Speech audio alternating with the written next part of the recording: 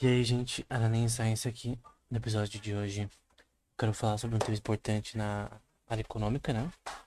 Que é um tema que a gente tá focando muito em falar no nosso Instagram. E que eu vou falar aqui também, é, sempre do ponto de vista computacional, né? E aqui a gente vai falar sobre o Random Walk, né? O que é Random Walk? Esse termo, creio que provavelmente um dos primeiros caras que eu vi, se não me engano, a usar na física foi o Wisner. Se eu não me engano, o Wisner, um cara importante nessa área pra caramba, escreveu assim, um número incrível de papers. E é aplicado para física, né? Que era uma forma de você plotar, né? Gráficos de forma randômica relacionada a um sistema, seja qual for, né? Poderia ser movimento de algum um corpo em movimento, enfim, coisas desse tipo. Nesse caso aqui, a gente vai aplicar para dados econômicos, né? Usando esse exemplo aqui do CodeSpeed, transcrição. Então, aqui basicamente a gente quer criar um gráfico, né? Começando na posição inicial, né? E de forma crescente, entre aspas, randômica. A gente tá usando o NPRandom aqui, que é essa função que ela gera uma distribuição randômica. Essa distribuição de probabilidade aqui, de forma aleatória, entre aspas. E, tipo, se você usa esse bagulho aqui, você vai ter números randômicos continuamente, né? Eu já fiz vídeos mostrando no canal. E o nosso objetivo aqui com essa função é criar um gráfico que mostre é, essas partículas, entre aspas, nesse contexto teórico, né? De forma randômica, né? E você pode ver que esse aqui até 3.000, né? Que é o máximo aqui. Eu posso colocar para 100. Esse foi o caminho que tomou. E se eu ir de novo aqui, como a distribuição aqui é randômica, você vai ver que os gráficos sempre vão ser diferentes, né? Sempre uma distribuição diferente. Você pode usar isso para várias questões aí de simulação. Vou pôr aqui 5.000. 5.000 para ver como é diferente. E também, usando aqui a forma de você plotar dois gráficos ao mesmo tempo, você pode também plotar esses dois aqui, e aí aplicar de novo, e dá pra ver que é diferente, né? Só pra ver automaticamente. Tem como você plotar vários ao mesmo tempo também. Então, isso é um random walk, né? Então, um random walk é basicamente é você uma simulação de um sistema usando uma distribuição randômica, e pode ser qualquer distribuição, não precisa ser essa especificamente. Pode ser outras funções de distribuição que a gente tem no NumPy aqui. Ah, é mais fácil vir aqui.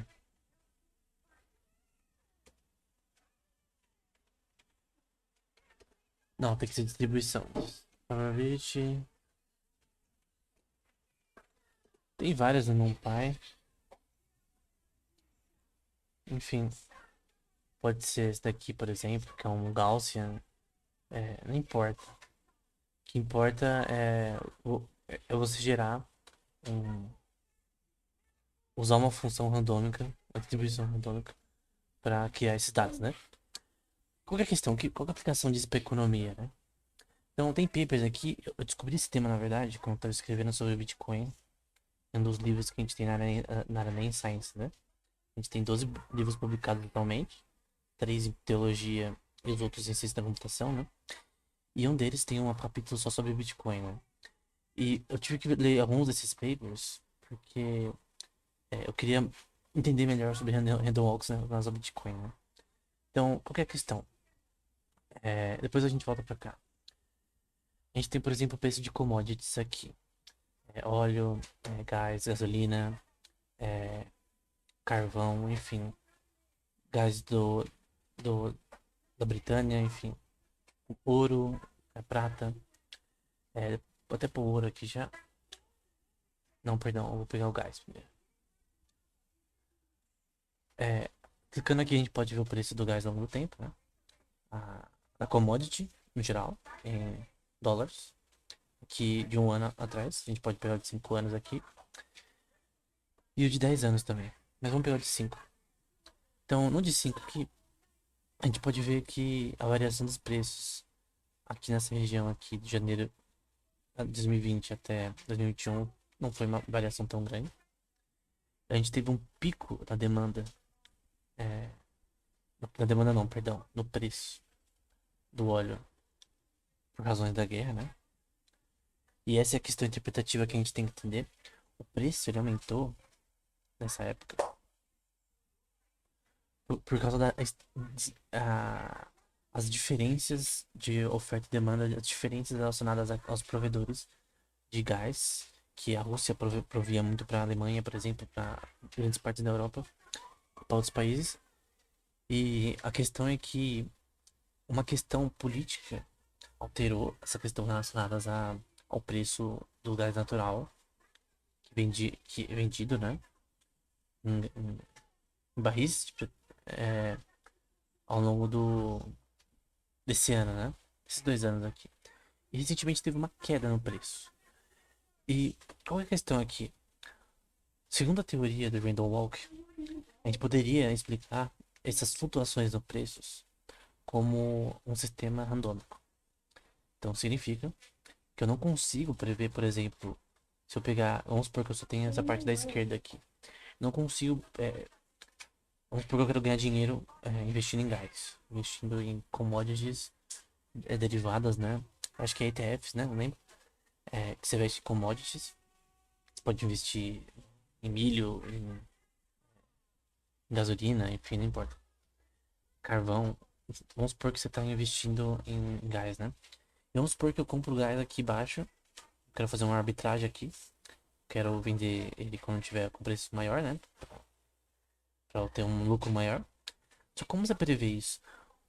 A teoria do Randall Walk vai dizer que é randômico, né? Então você não pode prever isso ativamente, né? Então, se você pegasse uma probabilidade de distribuição e gerasse aqui, tem um Amazon Profit, por exemplo, que é muito útil para isso, e gerasse aqui o preço futuro baseado nos preços históricos, né? Ou dos dados atuais, né? De uma forma markoviana, né? Você pega os dados atuais dos preços e usa como base para prever o futuro. E aí você plota seu gráfico e tenta ter uma noção da possibilidade dos preços crescerem ou não. E isso talvez funcione para dados enormes, né? Talvez, enfim, mas no longo prazo, no curto prazo, isso não funciona. Então, por exemplo, é, usando técnicas de Randall Walk, você poderia prever a probabilidade de preços relacionadas ao gás? Não. E a própria teoria diz que é, é extremamente difícil você fazer isso, né? Porque se for randômico, como você prevê algo que é randômico na prática, né? E vários papers tentam dizer, por exemplo, esse daqui, ó, se as ações do mercado asiático seguem o Randall Walk. Então, no sentido, se seguissem, ia ser difícil você conseguir ganhar lucro desse mercado, porque seria difícil prever o preço futuro dele, das ações. Mas se não seguisse o Randall Walk, seria possível você prever. Então, vários papers têm esse bias de. Esse, por exemplo, do Wang, que tenta dizer que os preços das ações no mercado deles não seguem o random walk, por isso elas são boas de se investir. Elas não são randômicas no seu comportamento. Tem uma forma de você testar se segue o random walk ou não. E tem várias razões porque essa teoria ela é falsa. E tem um paper aqui importante que eu até usei nessa época, nesse capítulo, que é do Kalman, né? Que é reexaminando a randomicidade, né? Que ele discute com as aplicações de probabilidade no mundo real. Talvez permitiram dizer algumas palavras, não necessariamente de uma forma não bondosa, né? Ou até emocional, sociológica e fisiológica, né? Da questão da probabilidade aplicada, né? E vai dizer que isso parece ser uma atividade enormemente sem foco fanática, uma devoção fanática de ideias e princípios, quase como religião. O que é isso? Ele basicamente está criticando a teoria da probabilidade por ela não conseguir fazer as coisas que ela deseja. Então, por exemplo, eu vi um cara que tava fazendo no Instagram, usando algoritmos de probabilidade, né? Qual país ia ganhar a Copa. E todas as vezes que ele tentava prever, baseado em resultados futuros, nas qualidades das seleções, ele errava. Porque não tá. Você não consegue só usar esses dados crus. Por exemplo, eu não consigo só usar os dados históricos do gás natural para prever o preço futuro. Porque o que mudou o preço dele aqui foi questões políticas. E essas questões políticas, eu teria que ter uma informação prévia, ou eu ver as informações e já ver que o preço vai aumentar ou não, pra eu ter noção disso, né? Então, por exemplo, pessoas que compraram a gás natural nessa época aqui tiveram prejuízo, né? A não ser que compraram numa época menor, mas com certeza que comprou aqui e vendeu depois. E a questão de mercado de ações é esperar também, né? Você tem que esperar pra o preço subir. Uma hora sobe, dependendo do que você está investindo, né? Como, por exemplo, commodities. Mas se a gente pegar nos 25 anos passados, a gente vê que a alta não é tão grande quanto outras épocas, né? E as explicações para essas altas não são nos dados em si, mas são em questões históricas, factuais, notícias que talvez veja nessa época. 2006, por exemplo, 2010, 2009 parece aqui, 2008 na verdade, que tem a ver e explicam por que o preço aumentou. Então não é porque é randômico. A randomicidade existe. O Kalman, por exemplo, vai dizer no final aqui que, obviamente, todos nós sabemos, né? Que randomicidade é algo do mundo real, né? Da matemática, da física. Mas probabilidade é uma construção intelectual. Não existe no mundo real. Não é algo quantificável, mensurável ou concreto. E você pode discordar dele, né? E não é só ele que é contra isso, né? Eu lembro de um paper que era um matemático per se, né? Que era o Jacob Schwartz. É, Jacob Schwartz, The Unreasonable Reasonable. Tô escrevendo tudo errado.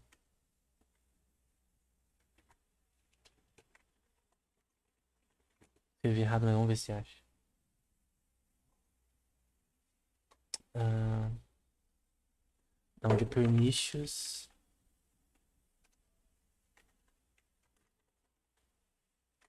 Agora vai achar, vamos ver. A perniciosa influência da matemática na ciência. Em uma parte desse artigo, né? Ele vai dizer que a economia, probabilidade na economia talvez seja uma das maiores atrocidades na matemática probabilística, que ele já não gosta, pelo que parece no paper, é, com relação a tentar prever as coisas que não conseguem usando a teoria da probabilidade, né? A teoria da probabilidade tem várias questões teóricas importantes, porém, quando você aplica isso para economia é um problema, né? Ele vai criticar muito isso, muito. É a crítica também do Kalman, né? Tanto o Schwartz como o Kalman são extremamente críticos à teoria econômica de probabilidade. E eu creio que é uma teoria, por exemplo, você vê os livros por exemplo, vou deixar tudo na descrição, tá? É, Theory of Investment. Theory of Investment, do Havelman. Esse daqui. Uma teoria de investimentos do Trygve Havelman. Vou até pôr o Google Scholar, que fica melhor, né? Nossa, não pegou do Havelman. Tem que escrever Havelman aqui, senão não aparece. Aqui, uma nota na teoria do investimento. É, que é basicamente isso, né? Ele aplica teorias da probabilidade na questão matemática, né? E ele também tem um livro só sobre isso, que eu deixo na descrição, que é sobre probabilidade. E o Havelman, ele ganhou um prêmio Nobel nesse tema. Aplicação da probabilidade na, na economia. Então, se eu pôr aqui Havelman, probability. É, aqui essa tese é importante. A probabilidade o método de probabilístico, né? Na econometria, né?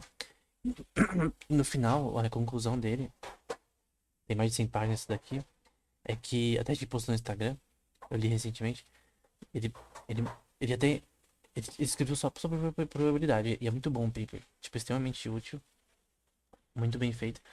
Só que a conclusão dele é que é meio que impossível ter sendo honesto, né? Ter um resultado real com isso. A probabilidade na economia tem muita pouca realidade, né, nela. E são coisas que. Tem coisas que não podem ser previstas somente com probabilidade. No longo prazo. Como, por exemplo, o preço do gás natural. Que a gente viu ali, né? Por exemplo, qual a explicação da mídia atual sobre a queda recente no gás natural? Vai dizer aqui, ó, no World Bank, em fevereiro desse ano, bem recentemente, tipo umas 2 semanas atrás, que os preços nos gás natural globalmente, nessa segunda parte do trimestre, né? Semestre, é, que teve sua alta em agosto de 2022, vai dizer, né, que o clima quente e a eficiência e energia foi melhorada e mudanças no comportamento, na consumição de gás, contribuíram para o declínio no preço. A gente pode concordar ou não com essa afirmação, que é uma afirmação não só avaliada nos dados econométricos, né? Mas dados políticos, dados relacionados ao ambiente, que a commodity gás natural está envolvido. Então, quando você olha para esses dados, não é os dados em si que têm todas as respostas.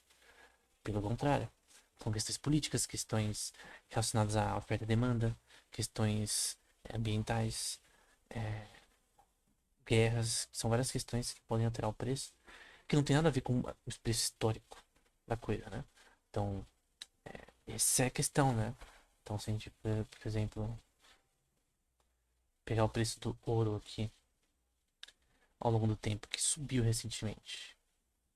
Se eu pegar uns 5 anos atrás, 10 anos atrás, dá pra ver que teve uma alta, e aí explicar essa alta não pode ser, essa explicação não pode ser feita randômico e simplesmente é, a forma que as pessoas agiram na compra e demanda é randômica e gerou-se essa alta, né? Essa alta não poderia ser prevista. Depende. De repente, para quem tem conhecimento nesse mercado, conseguiu prever a alta e vendeu quando estava o preço alto, né? Comprou baixo e vendeu alto. Então, várias questões que não são relacionadas à parte matemática têm implicação na economia. E é por isso que, na minha opinião, hum, na economia, né, os preços do mercado não seguem um random walk. E aqui tem no Quora, depois quem quiser colocar em português, tem aqui falando sobre o random walk, né? O cara que perguntou se realmente a preço de ações segue um random walk e como eles poderiam ser previstos, né? Eles vão falar uns a favor, outros contra, mas no geral a ideia é contra, né? E você pode ver que algumas pessoas aqui são até de universidade, né? Que mostra a universidade que elas participaram, a opinião deles, né? Relacionado a esse tema é legal pra você ver opiniões diversas de diferentes pessoas de várias áreas. Aqui é um stock trader, enfim. Eu, na minha opinião, não segue um random walk. Eu creio que randomicidade nem existe no contexto da teoria da probabilidade aplicada à economia. São outros fatores que realmente criam esse caos. E um tema que é muito importante nesse contexto, eu vou tirar isso aqui. Deixa eu pôr no Google Escola só para terminar. É Chaos Theory, é teoria do caos na economia. Então, Chaos Theory, Economics, que é um tema que é relacionado, por exemplo, é, ao expoente de Lyapunov, por exemplo, que é uma forma, um algoritmo que mede ao caos no sistema. E foi aplicado, por exemplo, para a inflação. Então, Chaos Theory Inflation. Então, esses papers e outros mostram que a inflação em alguns países pode ser caótica. Não é prevista, não pode ser prevista. Ela não pode ser prevista porque ela não, baseada nos dados em si, porque ela tem uma dificuldade probabilística muito grande. Então, teoria do caos na economia é muito importante. Eu já escrevi no primeiro livro do Aranha Science sobre esse tema. Então, era isso. No geral, eu creio, na minha opinião, que a maioria das coisas na economia, talvez algumas sim, não seguem Randall Walk, não seguem uma caminhada randômica. É útil para a economia, eu creio que para simular sistemas econômicos é útil. E depende. Depende do que você usa para simular esses dados, enfim. Todas as coisas usadas, tanto o código ali no começo, quanto as teses usadas vão estar na descrição. Era isso. Se alguém gostou desse vídeo, é, pode sugerir nos comentários outros sobre esse mesmo tema, né? Então é isso, até o próximo episódio.